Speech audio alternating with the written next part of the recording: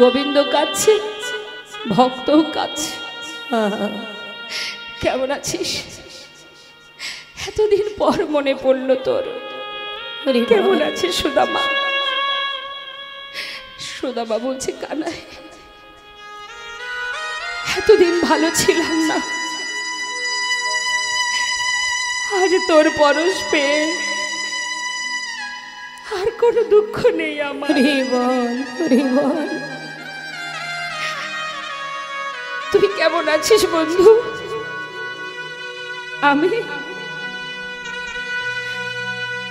আমি ভালো আছি, আমাকে ছেড়ে দে। এমন করে জড়িয়ে ধরিস না। তুই রাজা, তোর অঙ্গে রাজবেশ, কমল হতেও সুকমল দেহ তোর। দেখছিস না কত কাদা লেগে আছে, তোর অঙ্গে লেগে যাবে তো। ছেড়ে দে আমায়, আমাকে ছুস না। বন্ধু, বন্ধুত্বের মধ্যে যদি এইটুকু পার্থক্য থাকবে তাহলে কিসের বন্ধু? না হয় তোর অঙ্গে একটু মাটি কাদা লেগে আছে, সে তো ধুলেই পরিষ্কার হয়ে যায়। এর জন্য এতদিন পর তোকে পেয়ে বুকে জড়িয়ে ধরবো না? আয় আমার সাথে চলে। কোথায় যাব আমি? বড় স্বাদ ছিল তোকে দেখবার। হরিবল হরিবল। এবার আমাকে বিদায় দে, আমি চলে যাই। যাবি কোথায়? এতদিন পর এলি, এখন তো যাওয়া হবে না। চল বলছি, ভেতরে চল। ভেতরে কি করে যাব? সেখানে না রাজরানীরা আছে। আমার এই বেশে আমি তাদের সামনে দাঁড়াবো কি করে বল? কেন? দেখ, রাজরানীরা দাঁড়িয়ে আছে তোর জন্য, বরণ ডালা হাতে করে। চল বন্ধু। সুদামাকে নিয়ে যখন ভিতর ঘরে প্রবেশ করছে, রুক্মিণী সত্যভামা বরণ করছে সুদামাকে। সুদামাকে বরণ করবার পর ভগবান সুদামাকে নিয়ে সোনার সিংহাসনে বসালেন। জীবনে যার কপালে কখনো চেয়ার জোটেনি, আজ সে সোনার সিংহাসনে বসেছে। তাহলে জগতের মহাধনী ধনী সুদামা, আমরা মনে করি আমরা রাজ অট্টালিকায় আছি, সাধের 5 তলা ফ্ল্যাট তৈরি করেছি, কত সুখ আমাদের জীবনে। যে গাছতলাতে দিন কাটাই যেন মনে হয় বড় অসহায়, বড় কাঙাল। কিন্তু শাস্ত্রে অন্য কথা। আজ গাছতলাতে যে মানুষটি দিন কাটিয়েছে পরিবারকে নিয়ে, সে বসেছে ভগবানের সিংহাসনে।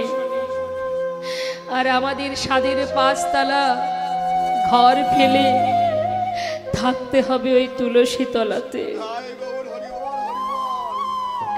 তাহলে জগতের সেই হচ্ছে মহাধনে ধনী, যে জন গোবিন্দ ধনে ধনী, কৃষ্ণ ধনে ধনী, যে জন গৌর ধনে ধনী, সেই তো মহাধনে ধনী।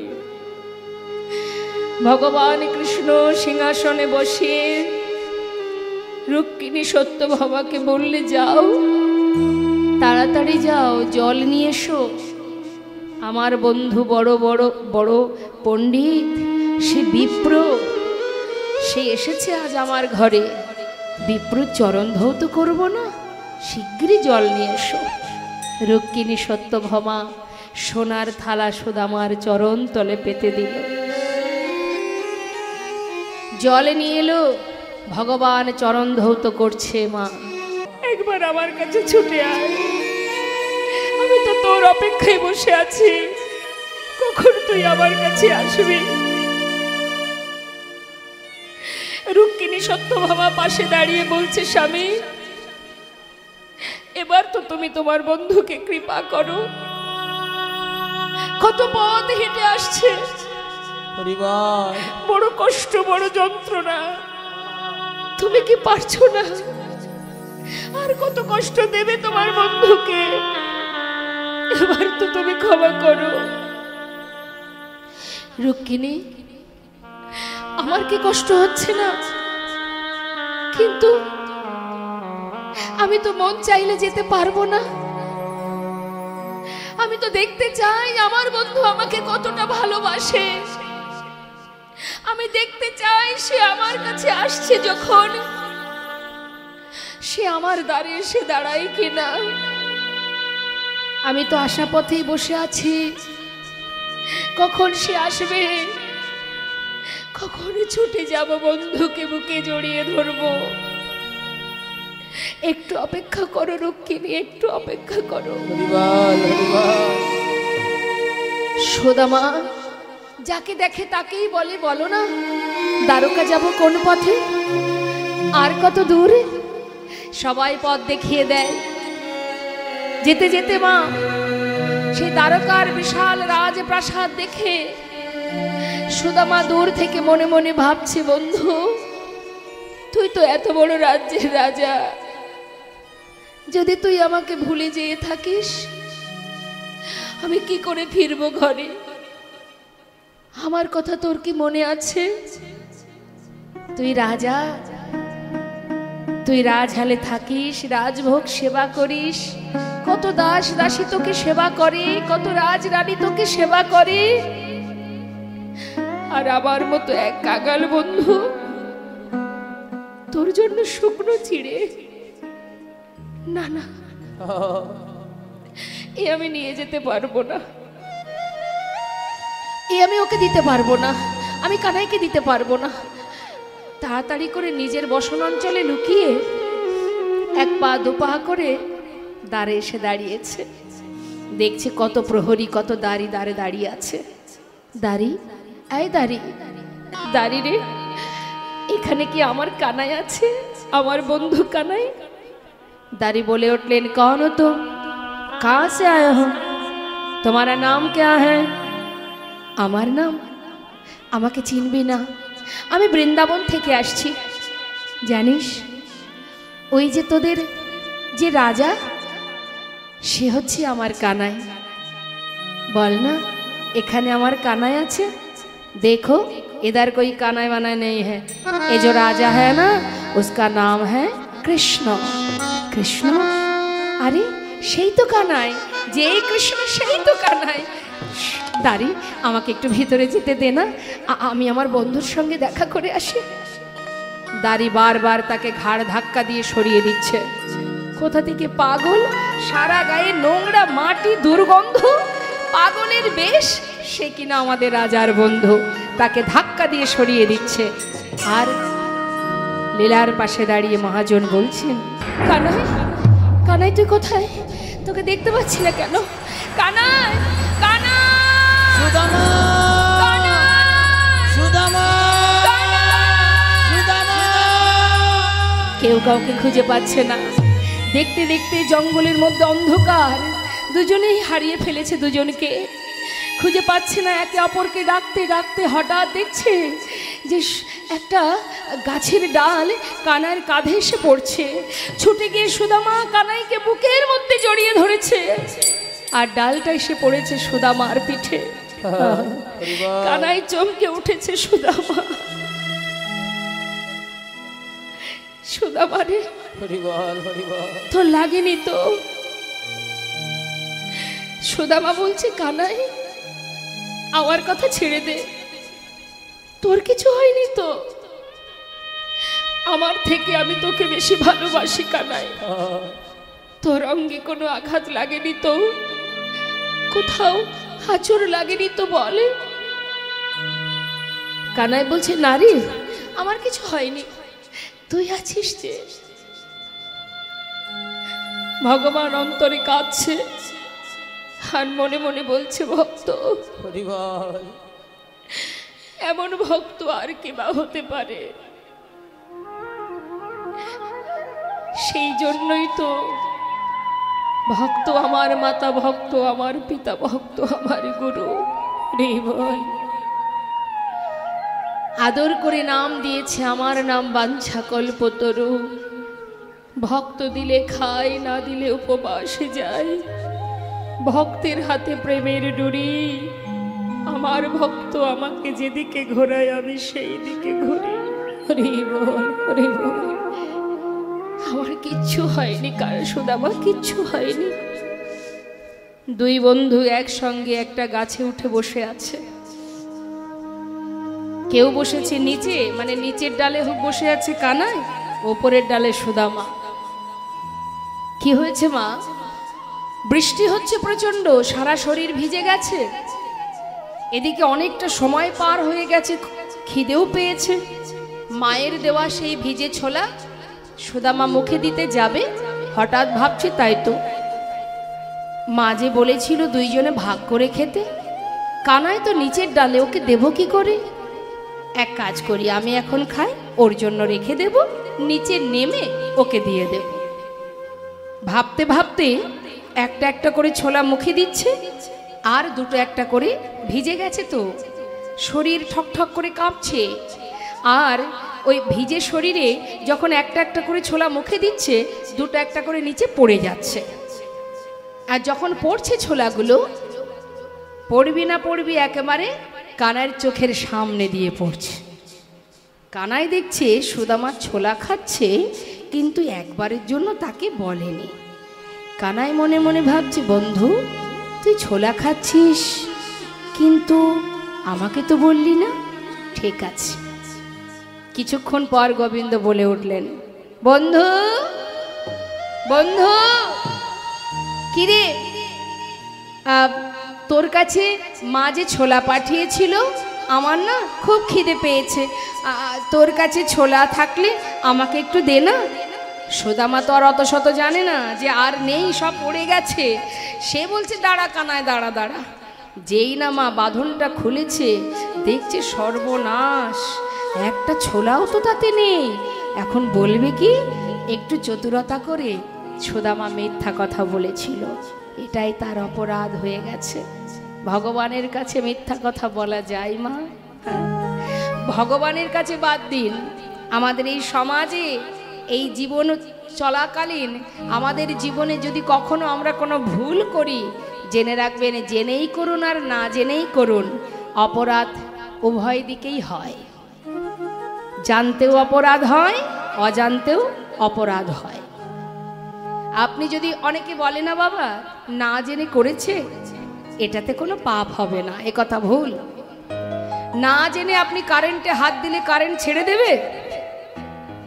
না জেনে যদি আগুনে হাত পড়ে যায়, আগুন ক্ষমা করবে? তার প্রমাণ বৃন্দাবনে না জেনে সখারা কালিদহের জল পান করেছিল, তারা জানতো না জলে বিষ মেশানো আছে, তো না জেনে পান করেছিল, তাহলে বিষ পান কেন করলো তারা? বিষ তো ক্ষমা করে দিতে পারত। অপরাধ অপরাধী, তুমি জেনেই করো আর না জেনেই করো, অপরাধ অপরাধ। আজ ওই যে ছোলা, গোবিন্দ সুদামা বলে উঠলেন, জানিস কানাই, ওই জঙ্গলে কাঠ কুড়াতে গিয়ে নিশ্চয়ই কোনো কাঠে বেঁধে আমার এই বাঁধনটা খুলে ছোলাগুলো সব পড়ে গেছে। যেই না বলেছে, গোবিন্দ মৃদু মৃদু হাসলেন আর বলে উঠলেন, সুদামা তুই আমায় মিথ্যা বললি, বেশ, তবে এই দিন দিন নয়, এর পরে দেখ কি দিন আসে তোর জীবনে। কোনো কথা না বলে কিছুক্ষণ পর বৃষ্টি বন্ধ হয়ে গেল, ফিরে এলো ঘরে। ফিরে আসার পরের দিন কানাই ডাকছে সুদামাকে, সুদামা এদিকে আয়। কি হয়েছে? তোর কাছে একটা কথা জিজ্ঞাসা করব। সুদামা রে, তুই আমাকে কতটা ভালোবাসিস? অনেক। অনেক মানে কতটা? প্রাণের থেকে বেশি। আচ্ছা, আমি যদি তোর কাছে কিছু চাই, তুই আমাকে দিবি? বেশ, কি চাস বল? আমার প্রাণ নিবি? প্রাণটা দিয়ে দেব। আরে দূর, প্রাণ দিয়ে কি হবে? প্রাণ চাই না। শোন, তুই যখন প্রাণের থেকে বেশি আমাকে ভালোবাসিস, আজ আমার মনে বড় ইচ্ছা তোর কাছে কিছু চাইব। বল কি চাইস? কি চাস বল? যা চাইবি তোকে এক্ষুনি এনে দেব। সত্যি? শোন তাহলে, রন্ধনশালায় গুরুমা নাড়ু তৈরি করে রেখেছে। তুই তো জানিস আমি একটু নাড়ু খেতে ভালোবাসি, জানা ভাই, আমার জন্য দুটো নাড়ু এনে দে। আরে এই সামান্য ব্যাপার। আচ্ছা ঠিক আছে, তুই দাঁড়া, আমি এক্ষুনি মাকে বললে মা আমাকে দেবে, সেটা তোকে দিয়ে দেব। আরে না না, মাকে বললে হবে না, যদি আমাকে এনে দিতেই চাস তাহলে চুরি করে এনে দে। চুরি করে? কানাই, এমন কথা কেন বলছিস তুই? আমি যে বেদ অধ্যয়ন করি, গুরুদেব বলেছেন কখনো মিথ্যা কথা বলবে না, অপরাধমূলক কাজ করবে না। দেখ ভাই, আমি তো চুরিবিদ্যা শিখি না, আমি চুরি করব কি করে? একটু অপেক্ষা কর, আমি মাকে বললেই তো আমা দিয়ে দেবে, তখন তুই সেটা খাস। না না, যদি তুই আমাকে ভালোবাসিস, যদি সত্যি তুই আমার বন্ধু হয়ে থাকিস, আজ আমি যেভাবে আনতে বলেছি ওকে ওইভাবেই তোকে আনতে হবে। বেশ, তুই তো জানিস আমি তোকে ভালোবাসি, তাই তুই এমন পরীক্ষা করছিস। ঠিক আছে, আমি চুরি করতেই যাব, শুধু তোর কাছে একটা নিবেদন কানাই, তুই এই দরজার কাছে বসে থাকবি, কেউ যদি আসে আমাকে একবার জানাস, কেমন? ঠিক আছে ঠিক আছে, তুই যা। এবার যেই না সুদামা ভেতরে গিয়ে পাত্র থেকে দুটো নাড়ু হাতে তুলেছে, এমন সময় কানাই বাইরে থেকে চিৎকার করে ডাকছে, গুরুমা, গুরুমা, গুরুমা, শিগগিরই এসো, এসে দেখে যাও। তুমি মনে করো তোমার ঘরে আমি নাড়ু চুরি করে খাই, আজ হাতে নাতে প্রমাণ কে তোমার ঘরে নাড়ু চুরি করে খায়। চিৎকার শুনে সুদামা ঠক ঠক করে কাঁপতে কাঁপতে ঘর থেকে বাইরে এসেছে। বাইরে এসে কানার মুখের দিকে তাকিয়ে বলে উঠলেন, কানাই বন্ধু আমার, আমি যে তোকে বড় ভালোবাসি বন্ধু, কিন্তু তুই এই কোন পাপের সাজা দিলি বল? জানিস কানাই, তোকে ছাড়া আমি এক মুহূর্ত থাকতে পারি না। আজ আমি জানি না কোন ভুলের সাজা তুই নিলি, তবে কানাই রে, আজ এই যে মায়ের কাছে অকারণে আমার জন্য তুই আমাকে যে মায়ের কাছে চোর বানিয়ে দিলি, কানাই আমি তোর জন্য চুরি করতে গিয়েছিলাম। আমি তো তোকে আগেই বলেছি আমি চুরি করতে জানি না, কিন্তু আজ তুই মায়ের কাছে আমাকে চোর বানিয়ে দিলি। কানাই জানিস, আমার মা বলে তুই নাকি ভগবান। আমি তো জানি না। কানাই রে, আজ এই গুরুকুলে দাঁড়িয়ে তোর সামনে প্রতিজ্ঞাবদ্ধ হলাম, জীবনে কোনোদিন যদি আমার দুঃখ আসে, কষ্ট আসে, যত যন্ত্রণাই আসুক, যত কষ্ট, যত দুঃখই আসুক না কেন, যদি কখনো দারিদ্রতার অন্ধকারে ডুবে মরেও যায়, যদি না খেতে পেয়ে অনাহারে প্রাণ চলে যায়, রে বাবা, কোনোদিন তোর কাছে কিচ্ছু চাইবো না কানাই। আজ আমি কথা দিলাম, কোনোদিন চাইবো না তোর কাছে। ভগবান বলে উঠলেন, সুদামা, তাহলে আজ আমিও প্রতিজ্ঞা করলাম, যতদিন তুই আমার কাছে কিছু না চাইবি, ততদিন আমিও তোকে কিছু দেব না। দুই বন্ধুর মধ্যে প্রতিজ্ঞা হয়ে গেল বাবা। কিছুদিন পর গুরুদেব বললেন, তোমাদের শিক্ষা পরিপূর্ণ হয়ে গেছে, এবার তোমরা যে যার ঘরে চলে যাও। সবাই ফিরে গেল আপন আপন গন্তব্যস্থলে। ভগবান কৃষ্ণ বৃন্দাবনে ফিরে যাননি, তিনি সোজা চলে গেলেন দ্বারকায়। দ্বারকায় গিয়ে তিনি দ্বারকার রাজা হয়ে রাজত্ব করতে শুরু করলেন। সুদামা চলে গেল নিজের ঘরে। সুদামা যাবার পর তার পিতার আনন্দ ধরে না, আমার ছেলে মস্ত বড় বিপ্র, মস্ত বড় পণ্ডিত। এলাকায় সবাইকে ডেকে বলে, দেখো দেখো, তোমাদেরও তো সন্তান আছে, কিন্তু আমার সন্তানের মতো সন্তান কার আছে? আমার ছেলে মস্ত বড় পণ্ডিত, সে যে বড় বিপ্র হয়েছে, এমন ছেলে কার আছে বলো? গ্রামবাসী সবাই গর্ববোধ করে, সবাই বলে ঠিকই বলেছ, সুদামা আমাদের গ্রামের গর্ব। সুদামা মস্ত বড় পণ্ডিত, সে বিপ্র। সুদামা কখনো মিথ্যা কথা বলে না, অপরাধমূলক কাজ করে না, অন্যায় করে না, ভুল করে না। সেই সুদামা ওই পাড়ার ভিতরে একটি পাঠশালা তৈরি করে সেখানে ছোট ছোট শিশুদের শিক্ষা দেয় আর সেখান থেকে যা করি পায় তাতেই তার দিন কেটে যায়। উপযুক্ত বিবাহের বয়স হয়েছে বলে বাবা সুদামার বিবাহ দেবেন তার মাতা পিতা, আনন্দ ধরছে না। সুকন্যার সন্ধান পেয়ে শুভ দিন দেখে সুদামার বিবাহ দিল। হরিবল হরিবল। বিবাহের পর 1 বছর যেতে না যেতে একটি পুত্র সন্তান হলো। সংসার বড় হচ্ছে আস্তে আস্তে। এদিকে সুদামা যেটুকু করি পায় পাঠশালা থেকে সেটুকুতেই সংসার তার চলে যায়। মনের আনন্দে সুখেই দিন কাটে বাবা। কিন্তু কে জানে ভগবান কখন তার ভক্তকে পরীক্ষা করে। হঠাৎ তার মনে হলো, বন্ধু তুই তো প্রতিজ্ঞাবদ্ধ জীবনে আমার কাছে কিছু চাইবি না, আজ আমি পরীক্ষা করে দেখব যে তুই আমার কাছে কতদিন না চেয়ে থাকতে পারিস।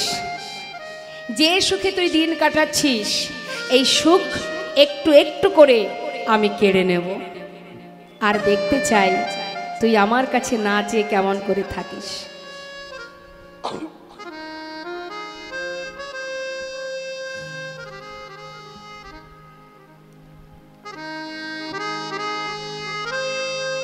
দিন যায়, কয়েকদিনে যেতে না যেতেই মা সুদামার মাতা পিতা বিয়োগ হয়ে গেল। যেই মা বাবা চলে গেলেন সংসারের পুরো দায়িত্ব পড়ে গেল সুদামার কাঁধে। যখন সংসারের পুরো দায়িত্ব সুদামার কাঁধে, ওই পাঠশালা থেকে যা পায় যেটুকু পায় কোনো রকমে দিন কাটে তার। ভগবান দেখলেন ওই পাঠশালাটা বন্ধ করে দিতে হবে, না হলে সুদামা আমার কাছে কোনোদিন কিছু চাইবে না। হঠাৎ কোনো না কোনো কারণবশত সেই পাঠশালাটাও বন্ধ হয়ে গেল। যেই না পাঠশালা বন্ধ হয়ে গেল, সংসারটা চালাবে কি করে, অন্ন যোগান দেবে কি করে ছেলে মেয়েকে খাওয়াবে। তাড়াতাড়ি করে ভিক্ষার ঝোলা কাঁধে নিলেন, কাঁধে নিয়ে দাঁড়ে দাঁড়ে ভিক্ষা করতে শুরু করলেন। সবার দ্বারে ভিক্ষা করে। প্রতিদিন যদি কেউ ভিক্ষায় যায়, এলাকাবাসী কি প্রতিদিন ভিক্ষা দেবে? কোনোদিন দেয়, কোনোদিন দেয় না। যেদিন পায় সেদিন কোনো রকমে দিন কাটে, যেদিন পায় না সেদিন সন্তানদের বুকে জড়িয়ে ধরে কৃষ্ণ কৃষ্ণ কৃষ্ণ রাত্রি অতিবাহিত করে।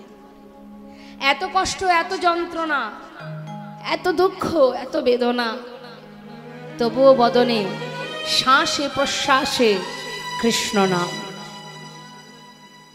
আমাদের জীবনে যদি একটু কষ্ট আসে আমরা ভগবানকে ডাকি, এখানেই তার প্রমাণ। এখানে যে সকল ভক্তরা আপনারা আছেন, এলাকায় নিশ্চয়ই এই কজন ভক্ত নয়, তাই তো? একটা কথা বুঝতে হবে মা, সবাই ভগবানের ভক্ত হতে পারে না, তার জন্য স্বীকৃতির প্রয়োজন হয়। সবাই ভগবানকে ভালোবাসতে পারে না, সবাই গোলকধামে পৌঁছাতে পারে না, তার জন্য পূর্বজন্মের স্বীকৃতি লাগে। এখানে আসবা মাত্রই অনেক ভক্ত ছিল, কিন্তু এখন এই মুহূর্তে কিন্তু সবাই নেই। কিছু ভক্ত চলে গেছে, কেউ হয়তো দূর থেকে এসেছে চলে গেছে, কেউ আবার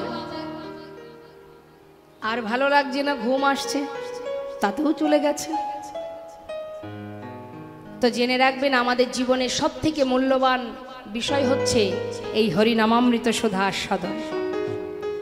জীবনে যদি সঠিক পথে যেতে হয়, জীবনে যদি সঠিক কর্ম করতে হয়, তাহলে সাধু গুরু বৈষ্ণবের সঙ্গ করো, ভগবত শ্রবণ করো, লীলামৃত আস্বাদন করো, হরিনাম কৃষ্ণ নাম করো। এটাই আমাদের শ্রেষ্ঠ কাজ। কৃষ্ণ ভজিবার তরে সংসারে আইনো, মিছে মায়ায় বদ্ধ হয়ে বৃক্ষ সম হইন। আমাদের কাজ হচ্ছে কৃষ্ণ ভজন করা, কিন্তু সে কথা ভুলে গিয়ে আমরা মায়ার দাস হয়ে বসে আছি। তাই কৃষ্ণ ভজন অত সহজ নয় মা। সব ফুল গোবিন্দ সেবায় লাগে না, লাগে লাগে না। ফুল গোবিন্দ সেবায় লাগবে, তারও সঠিক যোগ ধরে আসতে হবে, তবে গোবিন্দ চরণে গিয়ে পৌঁছাবে। সব ফুল গোবিন্দ সেবায় লাগে না, সব জীব ভগবত ভক্ত হতে পারে না। তাই দেখুন, আজ এই লীলা থেকে আমাদের বুঝতে হবে যে কত যন্ত্রণা জীবনে এলেও যে প্রকৃত ভক্ত হয় সে গোবিন্দ ছাড়া আর কিছু জানে না। নামাচার্য ছিল ঠাকুর হরিদাস, যার অঙ্গে হাজার হাজার চাবুকের আঘাত করেছিল, কিন্তু তথাপিও সেই হরিদাস শুধু ভগবানের কাছে বলেছিলেন, হে দয়াময়, জীবনে যত আঘাতই আসুক না কেন, যত আঘাত দাও না কেন, শুধু তোমার কাছে একটি নিবেদন, আমি যেন তোমার নাম ভুলে না যাই। আর তোমার কাছে একটি বাসনা। কত সুন্দর কথা, কি অপূর্ব গানটি মা বলছে, আমার জীবনের তাপ, আমার জীবনের জ্বালা, আমার জীবনের কষ্ট, সে তো আমার। এর জন্য তুমি যেন কেঁদো না, তুমি যেন কষ্ট পেও না। কারণ ভক্ত কাঁদলে, ভক্ত কষ্ট পেলে তুমি সইতে পারো না।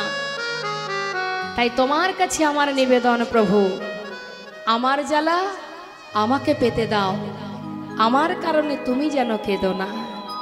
গোপালকে, ভগবানকে নিজের সন্তান রূপে কাছে পেয়ে সে কি কোনোদিন সুখে ছিল, শান্তিতে ছিল? বাবা, জন্মাবার পর থেকে যখনই গোপাল গোষ্ঠে যেত, কংস মহারাজের অত্যাচার, অগাসুর বগাসুর যাকে যখন খুশি তখন পাঠাতো।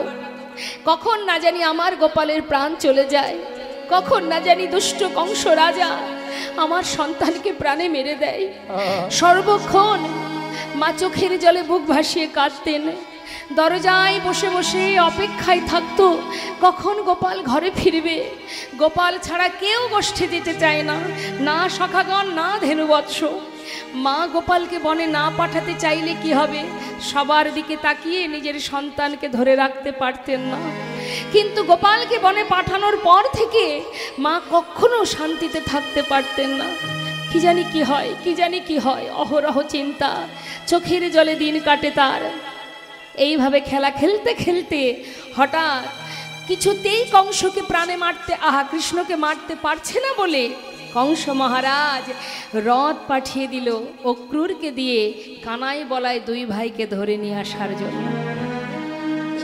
এবার আপনারাই চিন্তা করুন, নিজের সন্তান যদি যে সর্বদাই প্রাণে মারার চেষ্টা করে, তার কাছে ছেলেকে দিতে হবে, পাঠাতে হবে, এটা যদি মা জানে, সেই মায়ের কতটা যন্ত্রণা। কিচ্ছু করার নেই। ভগবান কৃষ্ণচন্দ্র আর তার দাদা বলরাম দুই ভাইকে নিয়ে চলে গেল মথুরায়। মা আমার গোপাল হারা হলেন, গোপাল হারা হয়ে অহরহ কাঁদে। এদিকে মথুরায় যাবার পর, মথুরায় গিয়ে আর কিন্তু গোবিন্দ ঘরে ফেরেনি, বৃন্দাবনে ফেরেনি মা। তাহলে কষ্টের কথা আমরা ভাবি, আমরা বড় কষ্ট পাচ্ছি, কতজনার কথা বলবো। চিন্তা করুন, ভগবানকে যারা ভালোবাসে তাদের পদে পদে কষ্ট পেতে হয় বাবা। যেমন বলি আপনাদের, মাতা দ্রৌপদী, তার এক নয় দুই নয় শতপুত্র হারা হতে হয়েছিল। পঞ্চ পাণ্ডব যার স্বামী, সেই মাতা দ্রৌপদী, যার 5 স্বামী থাকতেও তাকে ওই রাজসভার মধ্যে যখন বস্ত্রহরণ হয়, তখন কিন্তু তাকে রক্ষা করেছিল একমাত্র ভগবান কৃষ্ণ। আর মাতা গান্ধারী, তিনি শতপুত্র হারা হয়েছিলেন, মাধবকে ভালোবাসতেন। তাহলে যন্ত্রণা কার ছিল না বাবা? 5 বছরের ছোট্ট ছেলে প্রহ্লাদ গোবিন্দকে ভালোবাসতো বলে নিজের পিতা তাকে প্রাণে মারতে চেয়েছিল, একবার নয় বারবার। তাহলে ভগবানকে যদি কেউ ভালোবাসে তাকে কষ্ট পেতে হবে। আজকে যে লীলাটা আপনারা শ্রবণ করছেন, যার লীলা, যে সুদামার কাহিনী, সুদামার জীবনী কাহিনী শুনবেন আপনারা, তার জীবনের কষ্টটা একবার অনুভব করবেন। এই লীলা থেকেই আমাদের জানতে হবে, বুঝতে হবে যে প্রকৃত ভক্ত যে হয় সে কখনো ভগবানকে ছেড়ে থাকতে পারে না। এই সুদামা যখন কানাই চলে গেল, চলে যাবার পর পাগলের ন্যায় পথে পথে ঘুরে বেড়ায়, কানাই ছাড়া এক মুহূর্ত থাকতে পারে না। এদিকে সুদামার বাবা, যার নাম মটুকমণি, তিনি বড় চিন্তায় পড়ে গেলেন যে ছেলে যদি কানাই ছাড়া থাকতে না পারবে, তাহলে এমন করে পথে পথে কানাই কানাই বলে ডাকতে ডাকতে সে তো প্রাণ হারাবে। তার থেকে এক কাজ করি, যেখানে কানাই আছে সেখানে না হয় আমার ছেলেকে রেখে আসি। তাই সুদামার বাবা তিনি কি করেছে মা, চারিদিকে খুঁজতে শুরু করেছেন কোথায় আছে কানাই, ছেলেকে রেখে আসার জন্য। চারিদিকে খুঁজছে কিন্তু কানাইকে কোথাও পাচ্ছে না। বৃন্দাবনে নেই, মথুরায় নেই, সব জায়গায় খুঁজছে। মহাজন পদাবলিতে বললেন, বৃন্দাবনে নাই কৃষ্ণ, মথুরাতে নাই, বৃন্দাবনে নাই কৃষ্ণ, মথুরাতেও নাই, বৃন্দাবনে নাই কৃষ্ণ, মথুরাতে নাই, বৃন্দাবনে নাই কৃষ্ণ, মথুরাতেও নাই, মথুরাতে নাই কৃষ্ণ, দ্বারকাতে নাই, মথুরাতেও নাই কৃষ্ণ, দ্বারকাতেও নাই, আহা মথুরাতে নাই কৃষ্ণ, দ্বারকাতে নাই, মথুরাতেও নাই কৃষ্ণ, দ্বারকাতেও নাই। কোথায় বা আছে সে, কোথায় বা আছে সে, আহা কোথায় বা আছে সে, কোথায় বা আছে সে, সুদামা, আহা সুদামার প্রাণ কানাই কোথায় বা আছে সে, সুদামার প্রাণ কানাই কোথায় বা আছে সে, মথুরাতে নাই কৃষ্ণ, দ্বারকাতে নাই, মথুরাতেও নাই কৃষ্ণ, দ্বারকাতেও নাই। তাহলে মা, গোবিন্দ বৃন্দাবন থেকে মথুরায় গিয়েছিলেন, তাই তো? তাহলে বৃন্দাবনও নেই, আবার মথুরায় নেই। শাস্ত্রে বলছে বৃন্দাবনে নাই, মথুরায় নাই, দ্বারকায় নাই। তাহলে কোথায় আছে সে? সে মথুরায় গিয়ে কংসকে বধ করে সবাইকে মুক্ত করে দিয়ে সেখান থেকে তিনি এসে পৌঁছালেন গুরুগৃহে। নিতাই গৌর হরিবোল হরিবোল। ভগবান এসেছেন গুরুগৃহে শিক্ষা অর্জনের জন্য। ভগবান কৃষ্ণের গুরুদেব শিক্ষা অর্জন করেছিলেন কার কাছে? সান্দীপনী মুনির আশ্রম। তা সান্দীপনী মুনির আশ্রমে যখন এলেন কানাই বলায় দুই ভাই, সেই খবর চলে গেল বৃন্দাবনে। বৃন্দাবনবাসী যখন খবর পেল যে কানাই এসেছে গুরুগৃহে, খবর পাওয়া মাত্রই সঙ্গে সঙ্গে সুদামার পিতা সুদামাকে নিয়ে যাচ্ছেন কানাইয়ের কাছে। হরিবল হরিবল। তাহলে যিনি বিশ্বব্রহ্মাণ্ডের মালিক, তিনি গুরুকুলে গিয়ে গুরুর কাছ থেকে শিক্ষা অর্জন করলেন আর জীবকে বুঝিয়ে দিলেন, রে জীব, গুরু ছাড়া কখনো গোবিন্দ পাওয়া যাবে না। হরিবল হরিবল। তাহলে আমাদের গুরুচরণ আশ্রয় করতে হবে। সবার দীক্ষা শিক্ষা হয়েছে তো? নেওয়া হয়েছে, গুরুগৃহে যাওয়া হয়েছে, মন্ত্র নেওয়া হয়েছে, ভুলে যাননি তো? মনে আছে তো? যাক, তাও ভালো। অনেক সময় এমনও দেখা যায় ওই যেদিন গিয়েছিল সেই দিন যা যা দিয়েছিল সেখানে রেখেই চলে এসেছে। এমনটা নয় তো? সব মনে আছে, জপ করা হয়। বাবা, খুব ভালো, ভালো লাগছে শুনে। শাস্ত্রে বললেন, ব্রহ্মাণ্ড ভ্রমিতে ভ্রমিতে যদি কোনো ভাগ্যবান জীব গুরু কৃষ্ণের প্রসাদে পায় ভক্তিলতা বীজ, গুরুদেব কি করেন?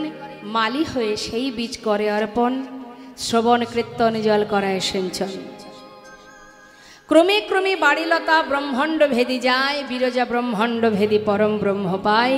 তদুপরে যায় লতা গোলক বৃন্দাবন, শ্রীকৃষ্ণ চরণ কল্প বৃক্ষে করে আরোহণ। অর্থাৎ গুরুদেবী পারেন সঠিক পথ দেখাতে। কথাটা ভালো করে বুঝবেন। একমাত্র গুরুদেবী আমাদের সঠিক পথের সন্ধান দিতে পারেন। তাই বলে এই নয় যে গুরুদেব তোমাকে গোবিন্দ চরণে পৌঁছে দেবেন, না, যেতে তোমাকে হবে। তিনি পথ দেখান, তিনি পথ দেখিয়ে দেবেন যে এই পথে যাও, কিন্তু যেতে তোমাকেই হবে। তুমি নিজে পায়ে হেঁটে যেতে হবে তোমায়, গুরুদেব তোমাকে নিয়ে যাবে না। তাই মা, ভজন আমাদের সঠিক করতে হবে, সঠিকভাবে ভজন করতে হবে। আরাধনা করতে হবে, সাধনা করতে হবে, ভালোবাসতে হবে। আজ দেখুন সুদামা কি করেছে, খবর পাওয়া মাত্রই তার পিতার সাথে করে যাচ্ছেন কোথায়? গোবিন্দের কাছে। শিক্ষার উদ্দেশ্যে আজি তাহায় চলিল, শিক্ষার উদ্দেশ্যে আজি তাহায় চলিল, শিক্ষার উদ্দেশ্যে আজি তাহায় চলিল, শিক্ষার উদ্দেশ্যে আজি তাহায় চলিল। বহুদিন পরে ভাই কানাইকে পাইল, বহুদিন পরে ভাই কানাইকে পাইল, বহুদিন পরে ভাই কানাই পাইল। আনন্দ ধরে না, আনন্দ ধরে না, আনন্দ ধরে না, আনন্দ ধরে না। ভাই কানাইকে কাছে পেয়ে আনন্দ ধরে না, ভাই কানাইকে কাছে পেয়ে আনন্দ ধরে না। বহুদিন পরে ভাই কানাইকে পাইল। বহুদিন পরে ভাই কানাইকে পাইল। বহুদিন পর সুদামা কানাইকে যেই না পেয়েছে ছুটে গিয়ে জড়িয়ে ধরেছে। যখন কাঁদছে সুদামা, গোবিন্দ বলছে সুদামা চুপ চুপ চুপ, এই সবাই বস বস বস বস। ওই দেখ গুরুদেব আসছে, এমন করে কাঁদিস না, সর্বনাশ হয়ে যাবে গুরুদেব দেখলে। বসে যায় সবাই, বসে পড়ায়, যাচ্ছিস কোথায়, বস বস। এখন গুরুদেব ঢুকেছেন পাঠশালায়। পাঠশালায় ঢুকে জিজ্ঞাসা করছে, এই যে সবাই ভালো আছো? হ্যাঁ ভালো আছি গুরুদেব। শুনলাম আমার পাঠশালায় 3 জন নতুন ছাত্র এসেছো। এই তো আমরা 3 জন। কই দিকে হাত তোলো। এই যে আমি গুরুদেব। আর কই? আচ্ছা, আর কোথায়? তোমরা 3 জন? হ্যাঁ গুরুদেব। বেশ, তা তোমাদের নামগুলো কি কি একটু শুনি। এই, আমার তোমার নাম কি? গুরুদেব বলরাম। এই দেখে মনে হচ্ছে খুব দুরন্ত, তাই না? আমার নাম কৃষ্ণ গুরুদেব। বলার কায়দা দেখেছেন? হ্যাঁ, কৃষ্ণ মনে হচ্ছে। এই তোমার নাম কি? বেশ বেশ বেশ। তা তোমরা 3 জন আমার পাঠশালায় শিক্ষা অর্জনের জন্য এসেছো। তা কে কি শিক্ষা নেবে শুনি একটু বলো। এই যে কি বললে তোমার নামটা? আমার নাম বলরাম গুরুদেব। বলরাম। তা বলো দেখি, তুমি কি শিক্ষা নেবে? আমি শিক্ষা নেব গুরুদেব ওই ধনুর্বিদ্যা, মানে হাতে চালাবো। এই,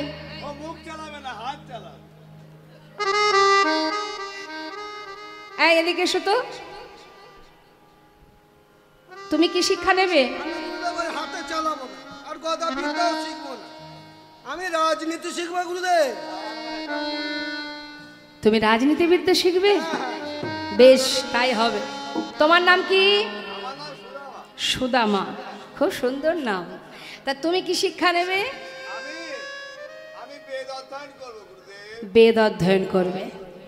দেখুন, যারা বেদ অধ্যয়ন করেন মা, তাদের বলা হয় বিপ্র। তারা কিন্তু ব্রাহ্মণ নন। আর ব্রাহ্মণ তখনই হবে যখন তার ব্রহ্মত্ব জ্ঞান অর্জন হবে। ব্রাহ্মণের সন্তানই যে ব্রাহ্মণ হয় তা নয়, আপনিও ব্রাহ্মণ হতে পারেন যদি আপনার ব্রহ্মত্ব জ্ঞান থাকে। শাস্ত্রে বললেন, জন্ম জায়তে শূদ্র সংস্কারেণ দ্বিজ, বেদ পাঠেত ভবেৎ বিপ্র, ব্রহ্ম জানন্তি ব্রাহ্মণ। হরিবল হরিবল। গুরুদেব শিক্ষা দিতে শুরু করেছেন মা। ছোট ছোট শিশুদেরকে প্রতিনিয়ত শিক্ষা দিচ্ছেন। দিতে দিতে হঠাৎ হলো কি, গুরুমা ডাকলেন কাকে? সুদামাকে। গুরুদেব বলেছিলেন সুদামাকে, শোনো সুদামা, তুমি যখন বেদ অধ্যয়ন করছো, কখনো কোনো দিন তোমার মুখে যেন মিথ্যা কথা বলা না হয়। কারণ যারা বেদ অধ্যয়ন করে তাদের বাক্য হচ্ছে ব্রহ্ম। তাই এই বদনে কখনো মিথ্যা কথা বলবে না। সুদামা গুরু বাক্য কখনো লঙ্ঘন করে না। সে না বলে মিথ্যা কথা, সর্বদাই সৎ পথে চলে, সত্য কথা বলে। যার কারণে গুরুমা সুদামাকে খুব ভালোবাসেন। গুরুমা বলছে, শোনো সুদামা, শুধুমাত্র শিক্ষা নিলে তো হবে না। রন্ধনশালায় কাঠ ফুরিয়ে গেছে, কিছু জঙ্গল থেকে কাঠ কুড়িয়ে নিয়ে এসো। তা তুমি আর একা কেন যাবে? সঙ্গে কানাইকে নিয়ে যাও, কারণ তুমি কানাইকে বড় ভালোবাসো। যাও, 2 ভাই যাবে। আর কিছু ভিজে ছোলা তোমার আঁচলে বেঁধে দেব। যখন খিদে পাবে 2 জনে সমান ভাগে ভাগ করে খাবে। বেশ, সুদামার আনন্দ ধরছে না। ভাই কানাইকে সাথে করে নিয়ে মনের আনন্দে জঙ্গলে চলেছে। এ কানাই, দেখেছেন তো মা, যাদের জন্য করি চুরি তারাই বলে চোর। চোর চোর চোর। আরে আজকের আমাকে খেলাতে ননি তুই দেওয়ার জন্য, ননি খাওয়াবার জন্য ব্রজমাইরা সবাই দরজায় বসে বসে অপেক্ষা করে কখন গোপাল আসবে, ননি খাওয়াবো। কিন্তু চুরি করি তো তোদের জন্য, তোরা আমাকে কাঁধে উঠবি ঠিক আছে, চোর বলার কি আছে? হ্যাঁ, তা চোরকে চোর বলবো নাকি সাধু বলবো? দেখ কানাই, নিতুই নিতুই তুই কাঁধে উঠিস। আজ যখন তুই চোর হয়েছিস, আজ আমরা সবাই তোর কাঁধে উঠবো। হরি বল, হরি বল। আজ আমিও উঠবো। মনে মনে চিন্তা করছে গোবিন্দ, আজকের খেলাটা তো অন্যরকম ভাই, তোরা বুঝবি না। আজ আমি দেখতে চাই ভক্তচরণ সেবা করলে কি সুখ পাওয়া যায়। সবাই আমার চরণ সেবা করে, জানি না ওরা কি সুখ পায়। সবাই আমার চরণে ফুল তুলসী দিয়ে কাঁদে, হা কৃষ্ণ কৃপা করো বলে। সারা জনম ধরে কৃষ্ণ কর কৃপা করো বলে কাঁদে। ওরা আমাকে সেবা করে, আমার চরণ সেবা করে, আমার চরণ পাওয়ার জন্য ওরা যখন এত কাঁদে, জানি না এই কাদার মধ্যে, এই সেবার মধ্যে কত আনন্দ, কত সুখ। তাই তো আজ আমার বাসনা, আমি চরণ সেবা করে দেখব চরণ সেবায় কত আনন্দ। মহাজন লীলার পাশে দাঁড়িয়ে বললেন, হে গোবিন্দ, তোমার সিদ্ধান্ত একেবারে সঠিক। চরণ সেবা না করলে তুমি বুঝবে না চরণ সেবার কি আনন্দ। যারা তোমায় সেবা করে তারা তো জানে যে তোমাকে সেবা করলে কত সুখ, কত আনন্দ। তুমি কি করে বুঝবে? তুমি বুঝবে না। যদি তুমি বুঝতে চাও তাহলে তুমি ভগবান হয়ে থাকলে হবে না, তোমাকে ভক্ত হয়ে ভক্ত চরণ সেবা করতে হবে। তাই তো আজ গোবিন্দের এই অপূর্ব খেলাটি মা। কিন্তু ভগবানের লীলা বুঝবে কে? কার সাধ্য আছে বোঝার? তা বলছি শোন, অবশ্যই তোরা প্রত্যেকে কাঁধে উঠবি, কিন্তু একসাথে তো পারবো না, একে একে উঠবি।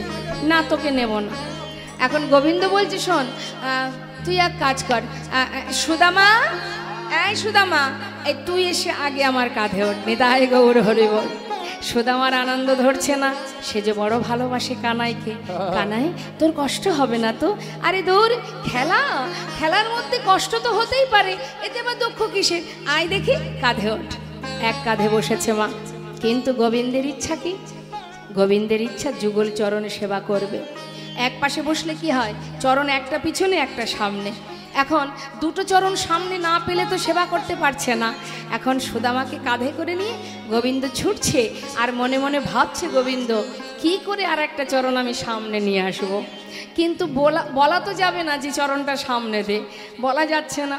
এখন ছুটছে গোবিন্দ, বড় চতুর তো, যখন তখন বুদ্ধি বের করতে পারে।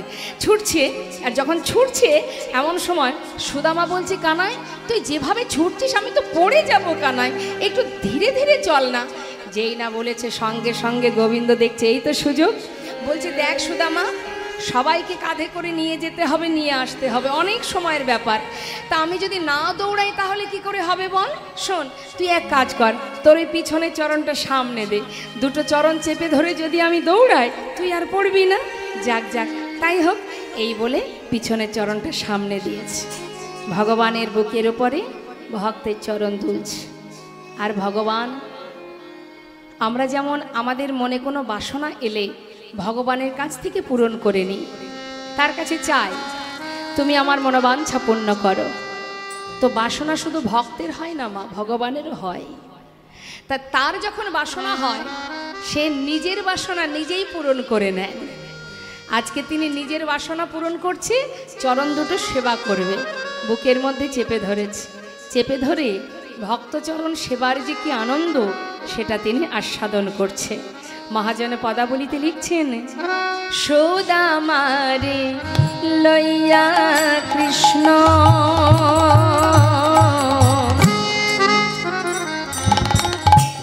দেখো করিলা গমন। সুদামারে লইয়া কৃষ্ণ দেখো চলিতে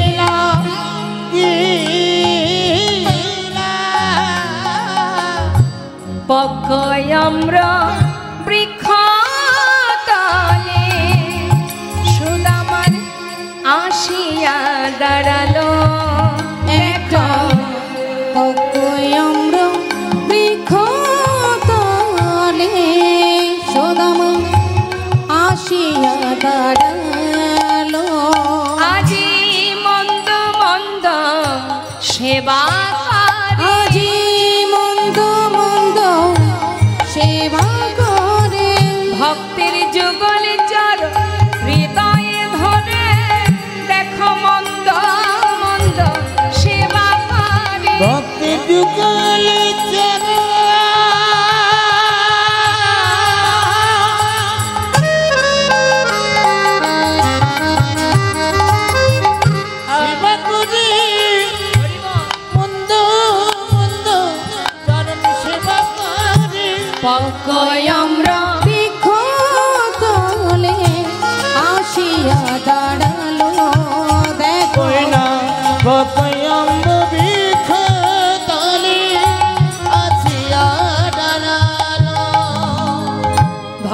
চরণ যুগল বুকে চেপে ধরে চোখের জলে চরণ ধৌত করছে মা।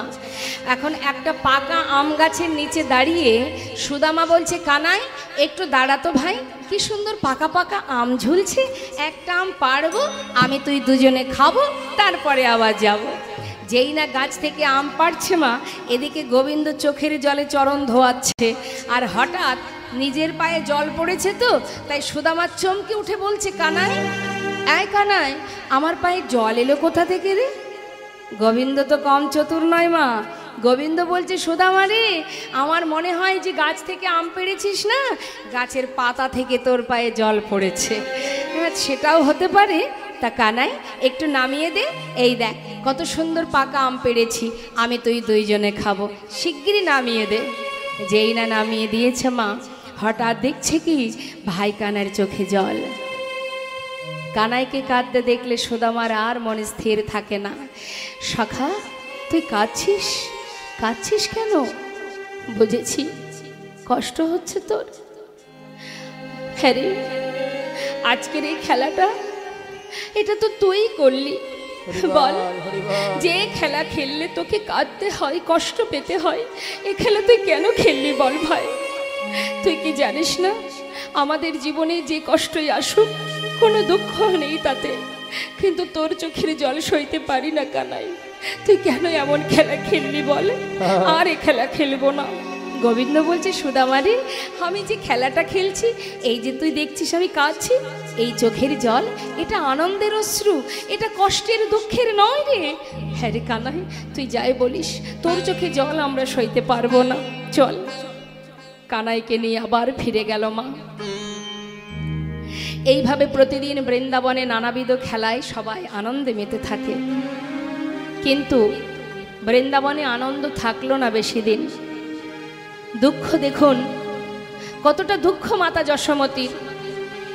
আমরা মনে করি আমিই বোধহয় বেশি দুঃখী, আমারই বোধহয় কষ্ট বেশি, আমারই মনে হয় বেশি যন্ত্রণা, কিন্তু দুঃখের কথা একবার বিচার করুন। মা যশোমতী জন্ম থেকেই সবে আনন্দিত মনে, আনন্দ ধরে না, আনন্দ ধরে না, আনন্দ ধরে না, আনন্দ ধরে না, কৃষ্ণ আর সুদামার আনন্দ ধরে না, কৃষ্ণ আর সুদামার আনন্দ ধরে না, কৃষ্ণ আর সুদামায়ের আনন্দ ধরে না, কাটালিতে চলে সবে আনন্দিত মনে, কাটালিতে চলে আনন্দিত মনে। জঙ্গলের মধ্যে কাঠ কুড়াতে শুরু করেছে দুই ভাই, কানাই আর সুদামা।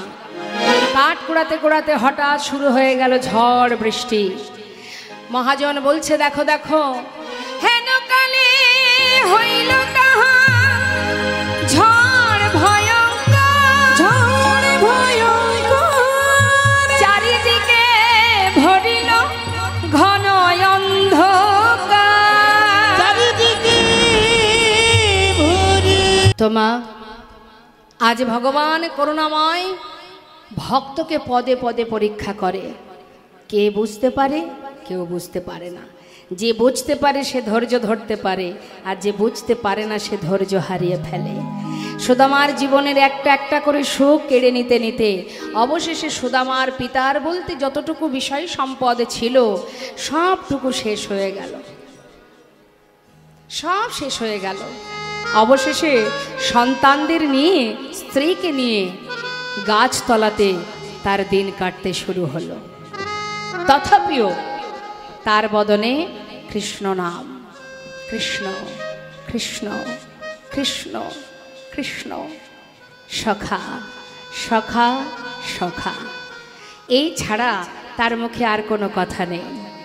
একদিন তার স্ত্রী, যার পরনে একটা মাত্র বস্ত্র মা, এই সুশীলা কিন্তু এই সুশীলা কিন্তু ধনী পরিবারের কন্যা, কিন্তু তার মনে বাসনা ছিল একদিন ভগবানের কাছে মহাদেবের সেবা করতেন। তা মহাদেবকে বলেছিলেন, হে প্রভু, যদি কখনো তুমি আমাকে সংসার দাও, তোমার চরণে একটা নিবেদন, এমন স্বামীর সংসারে তুমি আমাকে দেবে যে স্বামীর অর্থ থাকুক বা না থাকুক কোনো দুঃখ নেই, কিন্তু স্বামী যেন সত্যবাদী হয়, কখনো মিথ্যা কথা না বলে। আজ সুদামাকে তার স্বামী রূপে পেয়ে তার গর্ব হয়। একটা বস্ত্র পরনে, সেই বস্ত্রের সর্বত্রে ছেঁড়া, ওই ছেঁড়া বসন পরে দিন কাটে তার, তবু তার কোনো দুঃখ নেই। শুধু তার একটাই দুঃখ, তার স্বামী বড় কষ্টে আছে। স্বামী, তোমার কষ্ট দেখে আমি সহ্য করতে পারি না। একটা কথা বলবো তোমাকে আজ। বলো। স্বামী, যার নাম তুমি অহরহ জপ করো, যার নাম তুমি মুখে সর্বদাই বলো, আমি জানি সে তোমার প্রিয় সখা। স্বামী, আমি এও শুনেছি তোমার সখা নাকি মস্ত বড় রাজা, দ্বারকার রাজা। আবার এও শুনেছি তোমার বন্ধু সে নাকি ভগবান। আমি তো জানি না স্বামী, শুধু তোমার কাছে আমার একটা নিবেদন, যে বন্ধু মস্ত বড় রাজা, যে ভগবান, সেই বন্ধুর বন্ধু হয়ে তোমার জীবনে এত কষ্ট ভালো লাগে না স্বামী। যাও না, তোমার বন্ধুর কাছ থেকে কিছু চেয়ে নিয়ে এসো। সুদামা বললে, দেখো সুশীলা, যা বলেছ আর বলো না। আমি আমার বন্ধুকে ভালোবাসি ঠিকই, তাই বলে আজ আমার এই দারিদ্রতা আছে বলে, আমার অভাব কষ্ট আছে বলে আমি বন্ধুর কাছে গিয়ে হাত পাতবো? না না, এমন কাজ আমি করতে পারবো না। বন্ধুর কাছে হাত পাততে আমি পারবো না সুশীলা। তাছাড়া আমি প্রতিজ্ঞা করেছি জীবনে ওর কাছে কোনোদিন কিছু চাইবো না। তুমি আমাকে এমন কাজ করতে বলো না সুশীলা। স্বামী, বেশ, চাইতে হবে না, প্রয়োজন নেই, তোমার চাওয়ার দরকার নেই। শুধু একটা কথা বলি স্বামী, যাকে তুমি এত ভালোবাসো, আমার মন বলছে তুমি যদি তাকে একবার চোখের দেখা দেখতে পাও, নিশ্চয় তোমার একটু হলেও মনে শান্তি হবে। তো তুমি যাও স্বামী, একবার না হয় সেখান থেকে ঘুরে এসো, যাও। সুশীলা, তুমি তো আমার মনের কথা বলে দিলে। আমার যে বহুদিনের আশা, কত দিন কত বছর চলে গেল। শুনেছি সে দ্বারকার বড় রাজা, কত রাজ রানী আছে তার কাছে, কত দাস দাসী, কত প্রহরী, আর আমি হলাম এক কাঙাল বন্ধু। মনে বড় আশা ঠিকই, কিন্তু যাওয়ার শক্তি যে আমার নেই সুশীলা। আমার মতো বন্ধুর কথা কি আর তার মনে আছে? সে কত জনার সাথে চলে, রাজা, সে মস্ত বড় রাজা, সে কি আর আমাকে মনে রেখেছে? স্বামী, এ কেমন কথা তোমার? বন্ধু হয়ে বন্ধুর কথা ভুলে যাবে? এটা কখনো হতে পারে? দেখো, আমার বিশ্বাস অবশ্যই সে তোমাকে চিনতে পারবে। তুমি যাও স্বামী, আমার বিশ্বাস সে তোমাকে চিনতে পারবে, তোমার সাথে কথাও বলবে। যাও। সুশীলা, বলছো? সত্যি বলছো সে আমায় চিনতে পারবে? ঠিক আছে, কিন্তু সুশীলা, এতগুলো বছর পর যে আমি যাব, খালি হাতে কি করে যাই বলো? কি করে যাব স্বামী? ঠিক আছে, তুমি ঘরে থাকো, আমি দেখছি কোনো উপায় করতে পারি কি।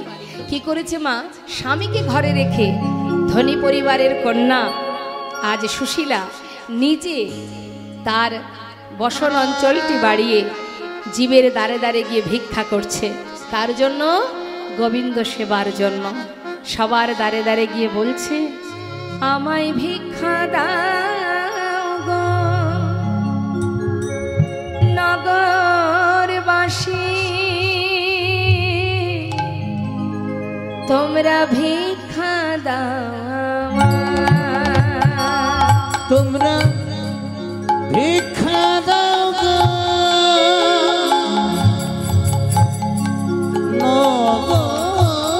নগরবাসী,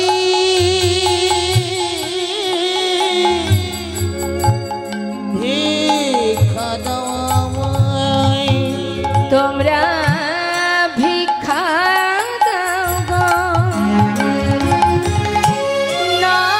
নগরবাসী, ও গো ভিক্ষা দাও আমায়, তোমরা ভিক্ষা দাও গো নগরবাসী, ভিক্ষা দাও আমায়। মুখের উপরে দরজা বন্ধ করে দিয়ে বলে উঠলে, না, এক এক দিন এক এক নিত্য নতুন ভিখারি জ্বালায় বোধ হয় এবার গ্রাম ছেড়ে চলে যেতে হবে। আরে এ আবার কোথা থেকে উদয় হলো হে? একে তো আগে কখনো দেখিনি। এই শোনো, বলি তুমি থাকো কোথায়? তোমার বাড়ি কোথায়? কোথা থেকে এসেছো? যাও যাও যাও, এবারই ভিক্ষা হবে না, অন্য কোথাও যাও। সেখান থেকে যেই না তাড়িয়ে দিয়েছে মা, আবার পাশের বাড়ি গিয়ে ভিক্ষা দাও গো নগরবাসী, ভিক্ষা দাও তোমরা ভিক্ষা দাও গো নগরবাসী, ভিক্ষা দাও আমায়। ভিক্ষা দাও গো নগরবাসী, ভিক্ষা দাও আমায়। সে বাড়িতে যারা আছে তারাও বলে উঠলেন, এই শোন শোন শোন শোন, এই মহিলাটাকে কোথায় দেখেছি মনে হচ্ছে। আরে চিনতে পারছো না? ওটা তো সুদামার বউ। সুদামার বউ? হ্যাঁ, ও, একটু বেশি ভিক্ষা পাবে ওই জন্য পাঠিয়েছি। দেখেছো কাণ্ড, দেখতে সুন্দর। নিজে ভিক্ষা পায় না বলে আজকে বউটাকে পথে নামিয়ে দিয়েছে। এই যে যার স্বামী সত্যবাদী, সত্য ছাড়া মিথ্যা কথা বলে না, তাকে কেন ভিক্ষা করে খেতে হয় শুনি? আমরা অনেক কষ্ট করে রোজগার করি, দাঁড়ে দাঁড়ে ভিক্ষা করে খাই না। যাও যাও, এবারে ভিক্ষা হবে না, অন্য বাড়ি যাও। আবার তাড়িয়ে দিলেন। সুশীলা বলে উঠলেন, দেখো ঠিকই বলেছ তোমরা, আমার স্বামী যেমন সত্যবাদী, আমি তার স্ত্রী, আমি তোমাদের মিথ্যা বলবো না। আজকে আমি ভিক্ষায় এসেছি কেন জানো? শুনে রাখো। ওগো তোমাদের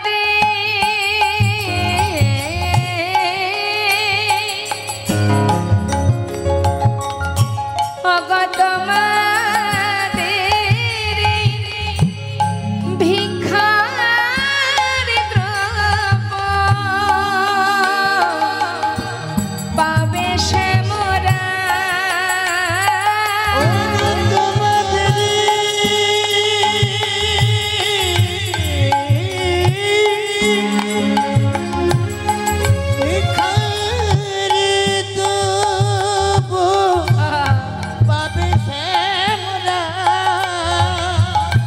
ভিক্ষা দাও আমায়, তোমরা ভিক্ষা দাও গো নগরবাসী, ভিক্ষা দাও আমায়। তোমরা ভিক্ষা দাও আমায়, তোমরা ভিক্ষা দাও আমায়, তোমরা ভিক্ষা দাও আমায়। ভিখারি যদি আসে দ্বারে মা, দেখবেন একই গ্রামে এক পাড়ার ভিতরে সবাই কিন্তু ভিক্ষা দেয় না, কেউ দেয় কেউ দেয় না, যার যেমন মনোভাব। এখন ওই পাড়ার ভিতরে যারা কৃষ্ণ ভক্ত তারা মনে মনে চিন্তা করছে, সুদামা একজন কৃষ্ণ ভক্ত, তার স্ত্রী ভিক্ষা এসেছে, আজকের যদি ভিক্ষা গোবিন্দ সেবায় লেগে যায় আমাদের তো জনম ধন্য হয়ে যাবে। তাই মনের আনন্দে সুদামার স্ত্রীর আঁচলে চিড়ে, শুকনো চিড়ে ভিক্ষা স্বরূপ দিয়ে গেলেন। কয়েক বাড়ি থেকে শুকনো চিড়েগুলো যখন পেয়েছে মা, মনের খুশিতে তার স্ত্রী সুশীলা ঘরে ফিরে এসে স্বামীকে বলছে, স্বামী দেখো আজকে যে ভিক্ষা পেয়েছি, এই ভিক্ষা কিন্তু শুধুমাত্র গোবিন্দ সেবার জন্য। এখন আসতে হবে না, লীলার শেষে সবাই দেবেন, এখন নয়, কেমন? তা সুশীলা বলছে, স্বামী আজকে যেটুকু ভিক্ষা পেয়েছি পুরোটাই গোবিন্দের জন্য নিয়ে যাও, তোমার বন্ধুর জন্য নিয়ে যাও। আজকের এই ভিক্ষা থেকে আমার সন্তানও খাবে না, আমিও খাবো না, তুমিও খাবে না। আহা, কি অপূর্ব ভক্তি মা, কি অপূর্ব প্রেম! দেখুন, ভিক্ষা যখন গোবিন্দের জন্য করেছি, গোবিন্দের সেবাই লাগবে। তুমি নিয়ে যাও স্বামী, যাও, তার কাছে গিয়ে তুমি একবার তাকে দেখে এসো, আমার বিশ্বাস একটু হলেও তুমি শান্তি পাবে। যাও স্বামী, যাও। সুদামার আনন্দ ধরছে না, তার স্ত্রী তার অঙ্গের যে বসন, সেই বসন থেকে কিছুটা অংশ ছিঁড়ে তার ভিতরে চিড়েগুলো দিয়ে একটা পটুলি তৈরি করে দিয়েছে। সেই পটুলিটা বুকের মধ্যে করে নিয়ে সুদামা বিদায় নিলেন, যাচ্ছে তার স্ত্রীকে রেখে, সন্তানদের রেখে। কোথায়? গাছতলাতে। ঝড় বৃষ্টি মাথার উপর দিয়ে বয়ে যায়। সন্তানদের পরনে কোনো বসন নেই, স্ত্রীর পরনে কোনো রকম একটি ছিন্ন বস্ত্র। দিন কাটে, স্বামীর অপেক্ষায় বসে আছে।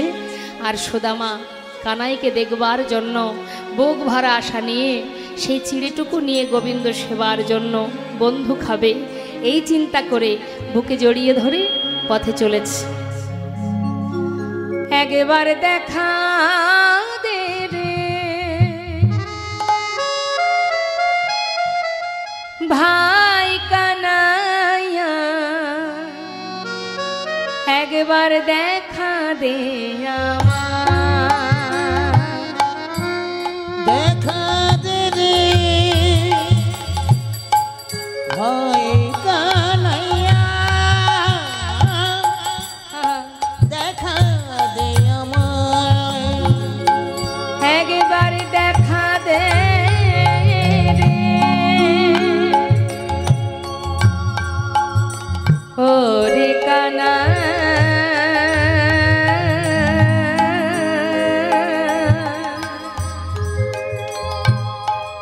ওরে আমার প্রাণের ভাই,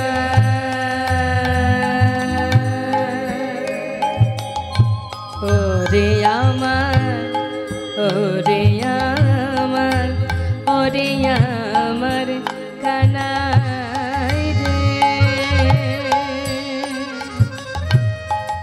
ওরে কানাই রে,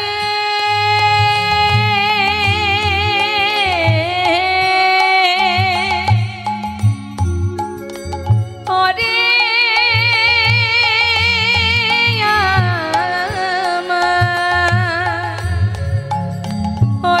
আমার প্রাণের কানা, দেখা দে, দেখা দে, একবার দেখা দে, দেখা দে,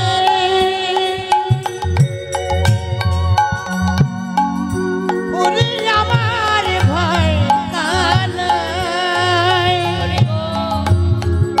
কানাই রে, ওরে আমার ভাই কানাই রে, দেখা দে, ওরে একবার ভাই দেখা কানাইয়া, দেখা দে আমায়, দেখা দে রে ভাই কানাইয়া, দেখা দে আমায়, এ জীবনে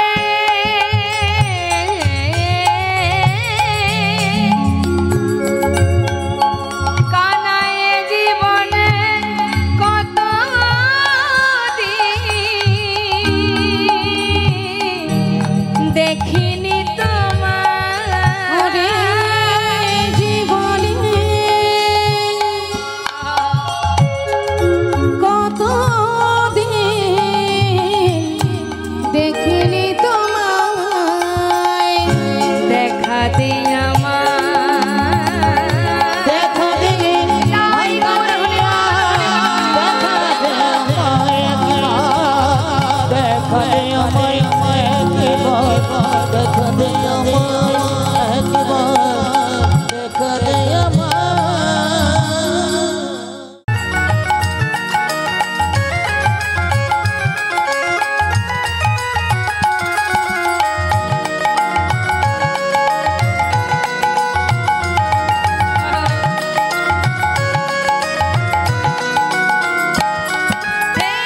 सर पे ना पगड़ी, तन पे ना जामा,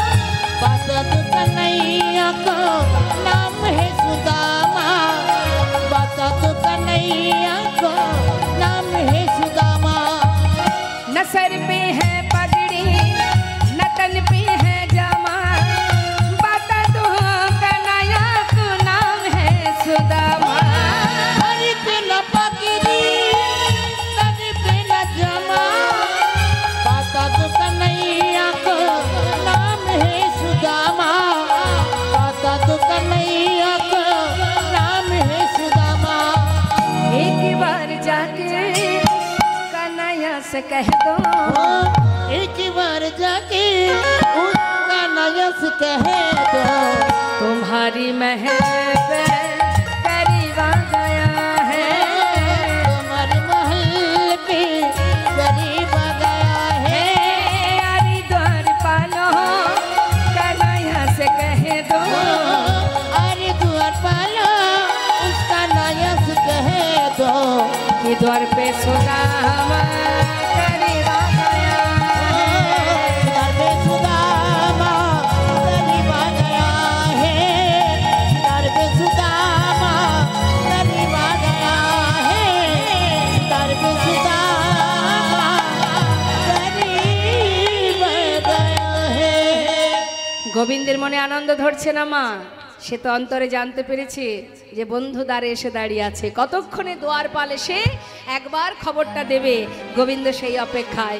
এদিকে রুক্মিণী সত্যভামা খুশি মনে গোবিন্দকে স্নান করিয়ে রাজবেশ পরিধান করাচ্ছে, আর এদিকে দ্বারপাল সে সুদামাকে দ্বারে দাঁড় করিয়ে রেখে ভিতরে প্রবেশ করছে, মহারাজের কাছে বার্তা নিয়ে যাচ্ছে যে এক পাগল এসেছে দ্বারে, আপনার সঙ্গে দেখা করতে চায়। এই কথাটা বলার জন্য দ্বারপাল ভিতরে যাচ্ছে, মহলের ভিতরে ঢুকছে। আর এদিকে সোনার সিংহাসনে বসে আছেন গোবিন্দ। রুক্মিণী সত্যভামা ভক্তকে দেখতে যাবে তো, তাই রাজবেশ পরাচ্ছে গোবিন্দকে, আর গুনগুন করে গাইছে, সাজ মহান তুমি সাজ সাজ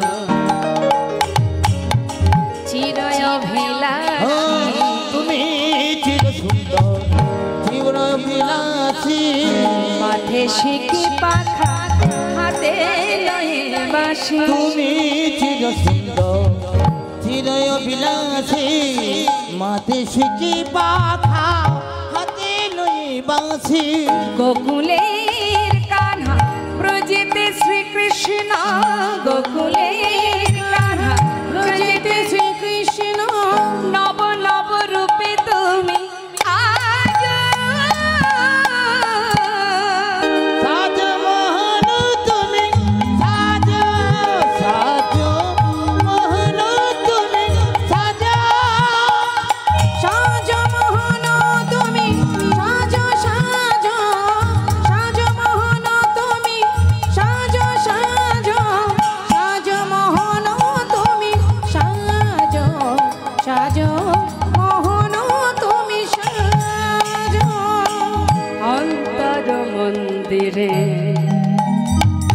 একবার ধর্মরতি, অন্তর মন্দিরে ধর্মরতি, প্রেমেরই প্রদীপে তোমারি বুঝারতি, অন্তর মন্দিরে ধর্মরতি, প্রেমেরই প্রদীপ তোমার পুরি বুঝারতি, গোকুলের কান্হা ব্রজেতে শ্রীকৃষ্ণ, গোকুলের কান্হা ব্রজেতে শ্রীকৃষ্ণ, শ্রীমতী যে পূজারিণী আজ সাজ মোহন, হরি বল হরি বল, হরি বল, মোহন তুমি সাজা, সাজ মোহন তুমি সাজ সাজ, সাজ মোহন তুমি সাজ সাজ, সাজ মোহন তুমি সাজ,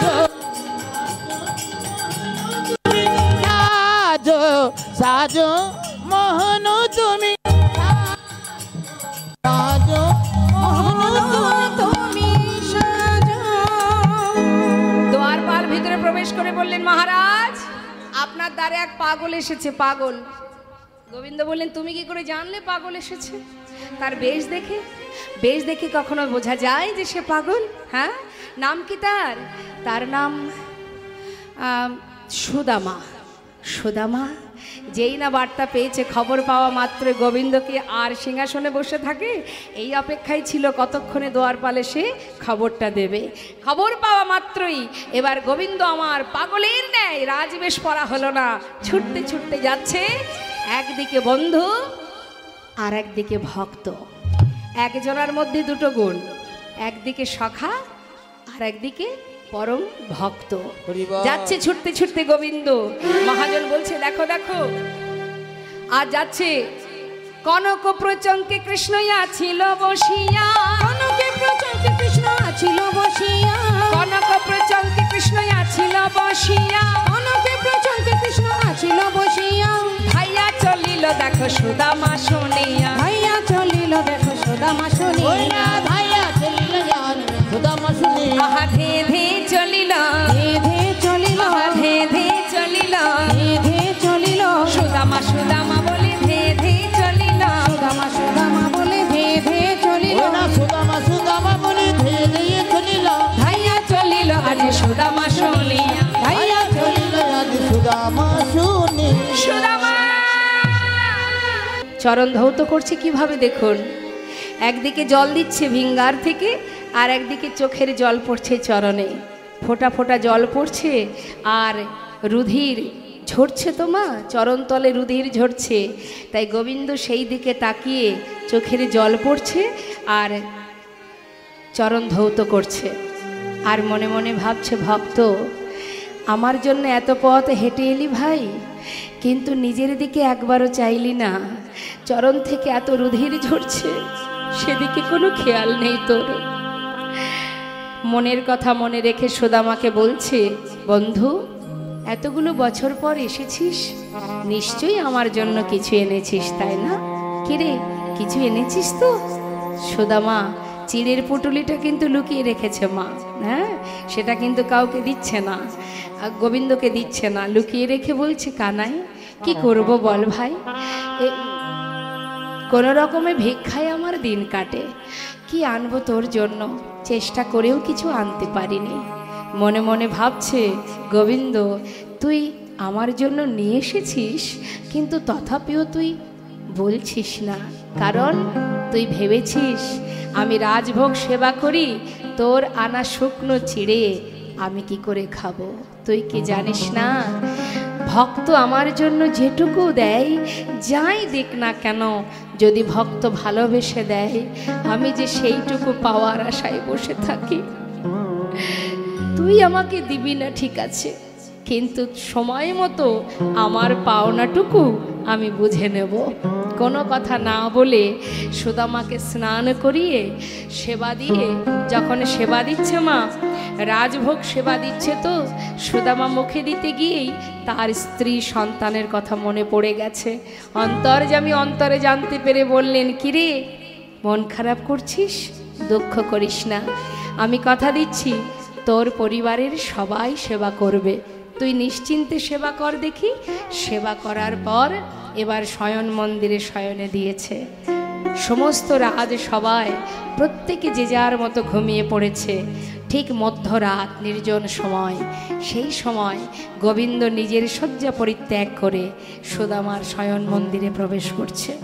সুদামা ঘুমিয়ে আছে, তার চরণের পাশে গিয়ে ভগবান বসেছেন। মা ভক্তের দিকে চেয়ে আছে, হঠাৎ তার চরণের দিকে লক্ষ্য গেল, দেরি না করে তার হাত দিয়ে করকমল দিয়ে চরণ দুটি সেবা দিচ্ছে।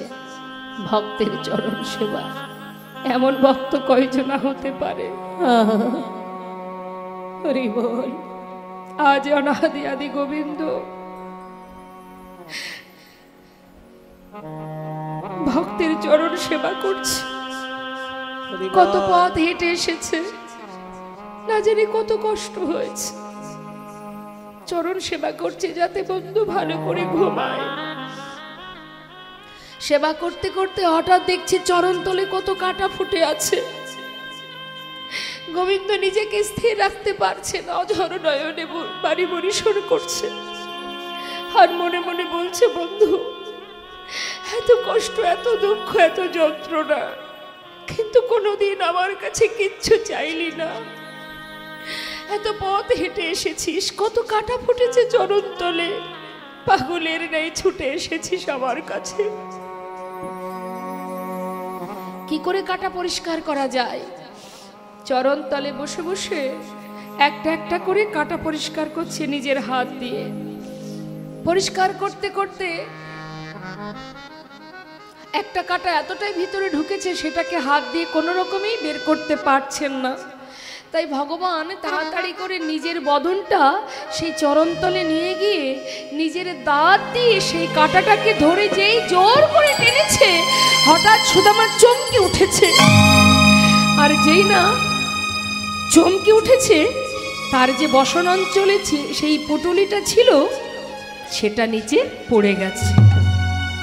আর যেই না পড়ে গেছে, তাড়াতাড়ি করে গোবিন্দ বলছে, সুদামা এর মধ্যে কি আছে ভাই? নিশ্চয়ই কিছু খাবার এনেছিলি, আমাকে তো দিসনি, আবার অন্যায় করেছিস তুই। সুদামা বলছে, কানাই কানাই তুই ওটা ধরবি না, ওটাতে হাত দিবি না, আমি বারবার বলছি, তুই কিন্তু ছবি না ওটা। কেন ছোবো না? কি আছে দেখি, এই বলে হাতে তুলে নিয়েছে। নিয়ে যেই না বাঁধন খুলতে যাবে, সুদামা বলছে, কানাই কানাই দে আমায়, আমাকে ফিরিয়ে দে, খেতে পারবি না, দে বলছি, আমায় ফিরিয়ে দে। আরে খেতে পারবো না মানে? দেখি কি আছে। খুলে দেখছে তার মধ্যে চিড়ে। ও চিড়ে এনেছিলে আমার জন্য, আমাকে দিসনি? বেশ, পেয়েছি যখন, এবার আমি একটু সেবা করব। তুই জানিস সুদামা, প্রতিদিন ননি মাখনি খেতে খেতে না আমার মুখে আর কোনো স্বাদই নেই। আজ যে তুই আমার জন্য চিড়ে এনেছিস, ঠিক করেছিস, এই না হলে বন্ধু। আরে বন্ধুই তো জানে বন্ধুর মনের খবর। ঠিক করেছিস রে, এই চিড়েটা খেয়ে আজ আমি একটু মুখের স্বাদটা পাল্টাবো। এই বলে নিজের মুখে যেই না দিতে যাবে, হঠাৎ দেখছে চিড়েগুলো ভিজে। কিরে, বুদ্ধি করে আবার ভিজিয়ে এনেছিস? শুকনো চিড়ে খেতে গেলে তো নিশ্চয়ই মুখে ব্যথা করবে, তাই ভিজিয়ে এনেছিস তাই না বল? সুদামা বলছে, কানাই আমি তো চিড়ে ভিজিয়ে আনিনি। ভিজলো কি করে তাহলে? মনে হয় কি জানিস, আমি আসবার সময় তোর কথা ভাবতে ভাবতে আমার মন বলছে, আমার চোখের জলে চিড়ে ভিজে গিয়েছে, চোখের জলে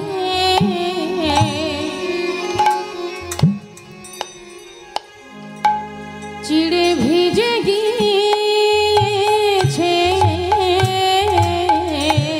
আমার চোখের জলে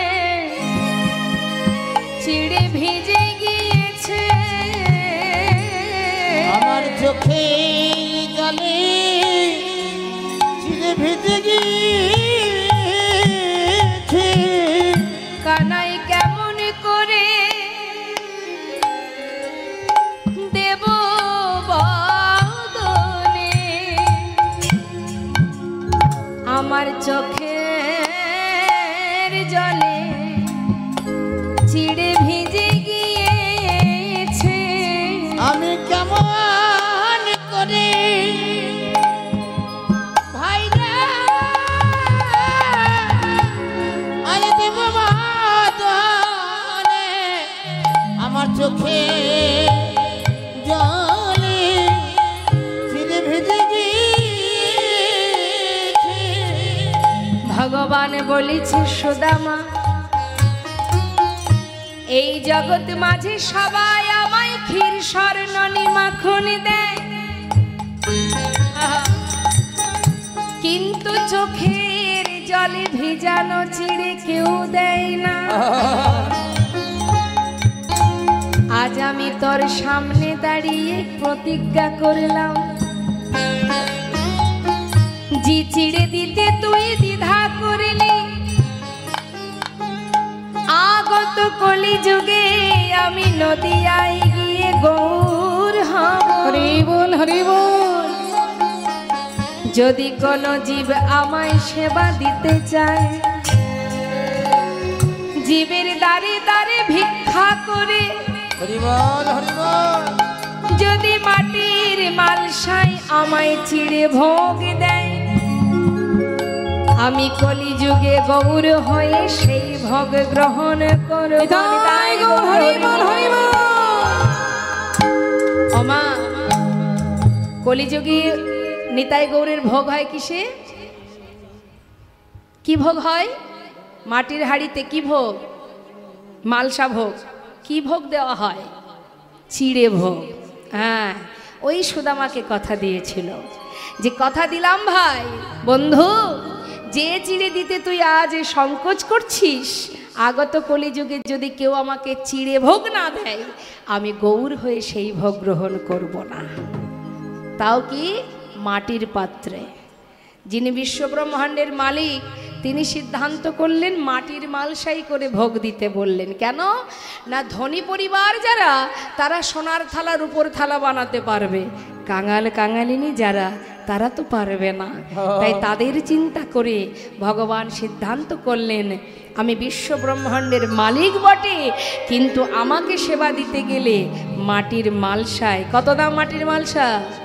5 থেকে 10 টাকা কি 15 টাকা হবে, যাই হোক 50 টাকাই হোক, সেটা সবার দ্বারাই সম্ভব। তাই তো মা, কাঙালের দ্বারাও সম্ভব, ধনীর দ্বারাও সম্ভব। তাই তো ভগবানের সেবা হয় মাটির মালসা। এখান থেকে আমাদের বুঝতে হবে, যিনি বিশ্ব ব্রহ্মাণ্ডের মালিক, যার করুণাতে খাচ্ছি, পড়ছি, চলছি, ফিরছি, তাই তো সবই তো তার। তিনিই খাওয়াচ্ছেন, তিনিই পড়াচ্ছেন, তিনিই চলাচ্ছেন, তাই আমরা চলছি। তাহলে তার টাকা, তার ঘর, তার বিষয়, তার সম্পদ, তারই খাচ্ছি, তারই পড়ছি, তারই চলছি, সব কিছু তার। কিন্তু সেই মালিক হয়ে মাটির মালসায় সেবা করছে। আর আমরা, আমাদের সেবা করতে গেলে কি কি লাগে? ডাইনিং টেবিল চাই, তাতে আবার নানাবিধ ঝাড়বাতি দরকার, ফুলের টব দরকার, তারপরে আরও কত কি, তাতেও যেন মনে হয় শান্তি আমাদের হচ্ছে না। তাই তো মা, ভগবান যখন মুখে দিয়েছে, মুখে দেওয়া মাত্রই পাশে এসে দাঁড়ালো রুক্মিণী সত্যভামা।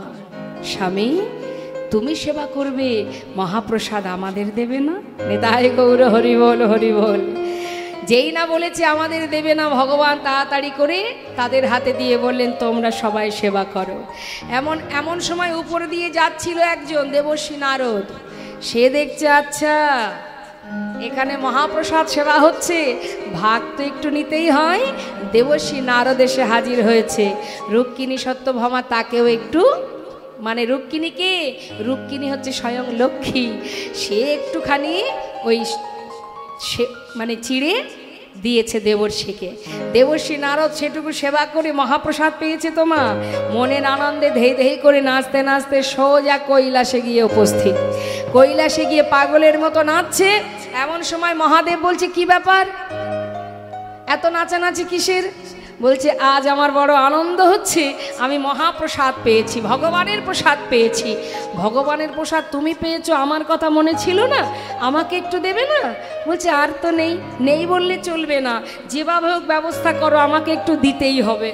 এবার দেবর্ষী নারদ যে চিড়েটুকু সেবা করেছিল মা, হাত ধোবার পরে নখের মধ্যে একটুখানি লেগেছিল, সেটুকু মহাদেবকে দিয়েছে। মহাদেব সেই প্রসাদটুকু পেয়ে এবার দেবর্ষী নারদ আর মহাদেব দুজনে কৈলাসে বসে নৃত্য শুরু করে দিয়েছে।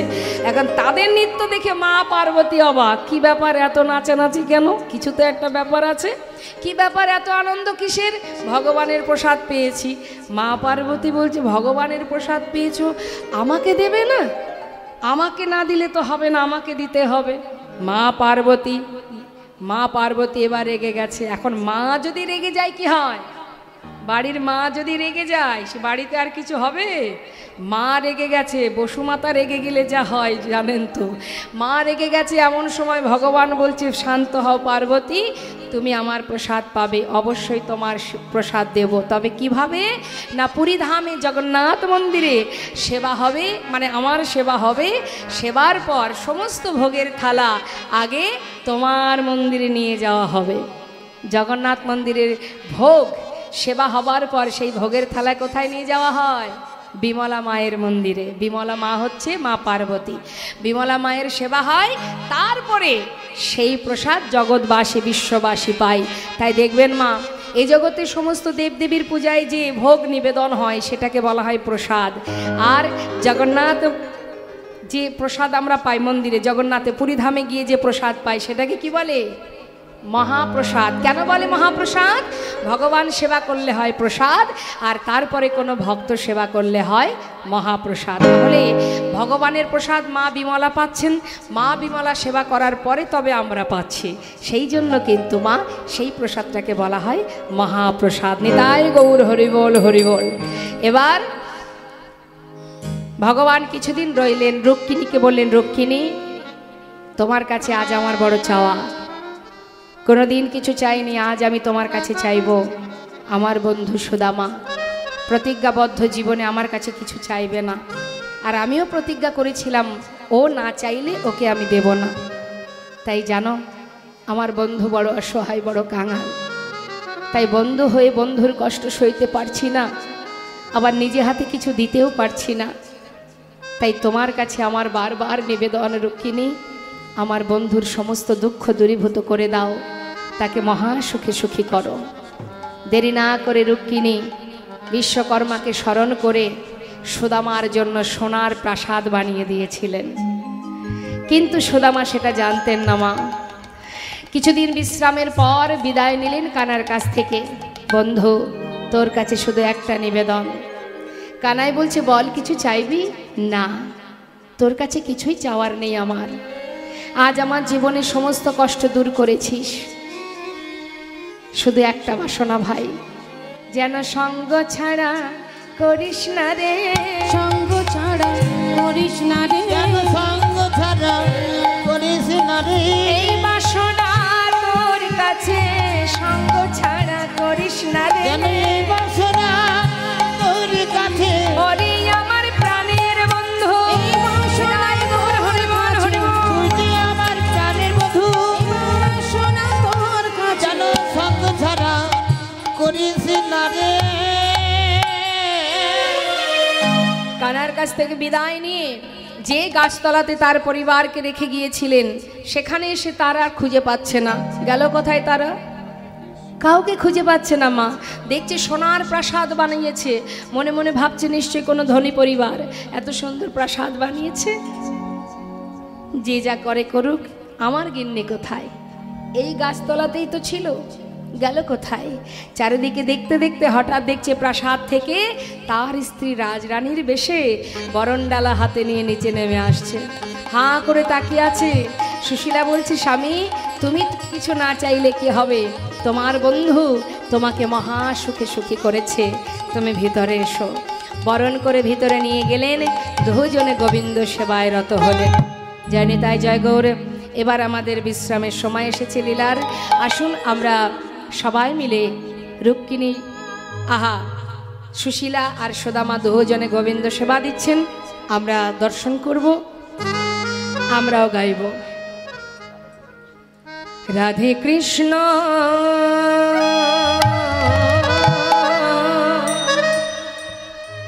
রাধে কৃষ্ণ গোবিন্দ গোপাল রাধারমণ হরি হরি হরি বল। রাধে কৃষ্ণ রাধে কৃষ্ণ গোবিন্দ গোপাল বল বল।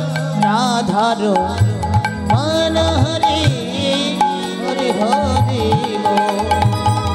কৃষ্ণ গোবিন্দ গোপাল বল বল রাধা রমন হরে হরে হরি বল রাধে কৃষ্ণ গোবিন্দ গোপাল বল বল রাধার মন হরি হরি হরি বল। গিরি ধারিব গোবর্ধন ধারিব আর গিরি ধারি বল গোবর্ধন ধারি মন হরে কৃষ্ণ কৃষ্ণ রাধা রমন হরি কৃষ্ণ কৃষ্ণ বল। তুমি রাধা না জগতের না তুমি রাধা না জগতের না গোপী জন বল্লভ প্রভু গোপীনাথ রাধে কৃষ্ণ রাধে কৃষ্ণ গোবিন্দ